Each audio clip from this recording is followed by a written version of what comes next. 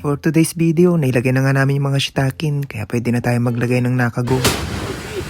Pagkatapos nga, naglagay na kami ng isang pirasong hupo. Sunod nga, nagpitchin na nga pala ako dito para sa pagitan ng hupo. Dahil 85mm nga pala yung pagitan, gumawa nga pala ako ng bakabo para hindi na ako mahirapang magkalkula. Nailagay na nga pala nila yung mga shitake ng kubari. At yung extra bar o yung tinatawag namin tofu, kaya pwede na tayo maglagay dito ng mga harakin. Saka habadome at kailangan din natin itali. Pagkatapos nga yan, pwede na maglagay yung mga dengkiyasang dito ng mga aparatos nila.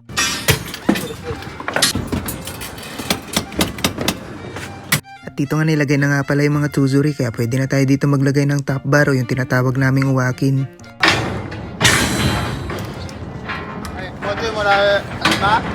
Pagkatapos nga ng kalahating araw na pagtatrabaho, ito na nga pala yung paborito nating oras, ang lunchtime. Dahil mainit na nga pala sa tanghali, nagpapalit na nga pala tayo ng damit. Ang paboritong adobo pala ang ulam natin ngayon. Dahil naidugtong na nga pala ng aset siyasang yung mga bakal, pwede na tayo maglagay ng habadome.